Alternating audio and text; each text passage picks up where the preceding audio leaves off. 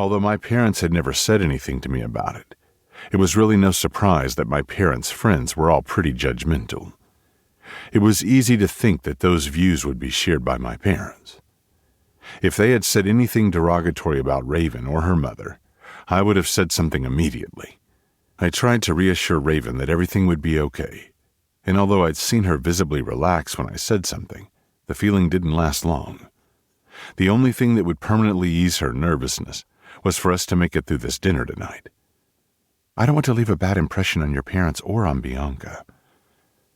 What she didn't realize was that she could never do that by being herself. Bianca didn't care about much else outside of who she was texting at the moment. My parents would support me in any way that made me happy, as long as it wasn't harmful to someone else. Being with you makes me happy, and that's all that matters to them. At least that brought a small smile to her lips. You make me happy too, but there's always a thought in the back of my mind that their plans for you involve you being with someone who is... She paused for a second and sighed. That they would want you to be with someone who is well-connected and richer than I will ever be. I don't care what they think. You're who I want to be with. Try to push your worries aside and just enjoy tonight for what it is. It's a lovely meal between our families that was very successful. She took another deep breath. You're right. I could get used to hearing that.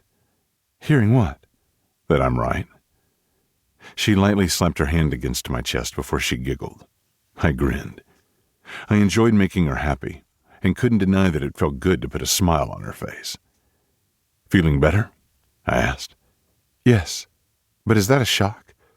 I'm with you, aren't I? And I thought I was the one who had a way with words. I ran my hand down her cheek as I looked into her eyes. They were slightly darker in this light, but still as stunning as ever. I lifted her head slightly and watched as she licked her lips slowly. It was pretty obvious that we both wanted what I knew was going to happen next. I bent my head and caught her lips with mine. I felt the last of the stress leave her body as she melted into me. The feel of her lips on mine was something I've always craved, and the need to have her never seemed to lessen as time went on. The intensity we shared had frightened Raven at first, but the longer we were together, the more she'd gotten used to it. Used to us.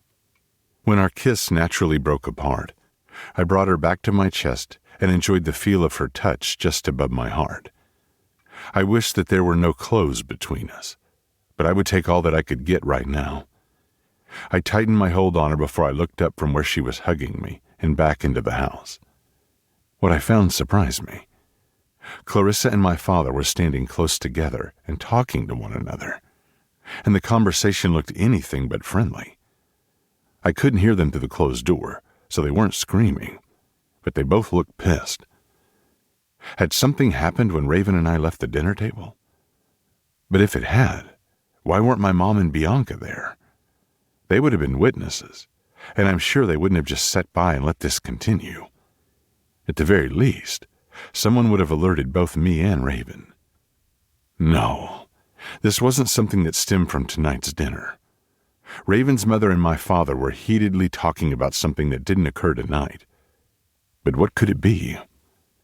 Raven sighed against my chest, and it brought my attention back to her.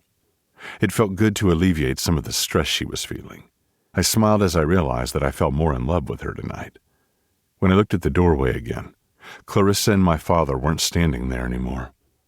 I made a note to myself to ask my father about it later, but for now, I thought nothing more of it. I had the one person that I wanted and needed in my arms. If there was anything she wanted or needed, I would make sure she had it, and then some. I could only hope that this would finally lead to her feeling more secure in us and our future. 2. Nash, present day.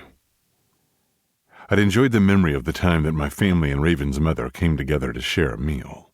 Although it had been a happy memory, it had been something that I tucked away in the depths of my mind after Raven had left.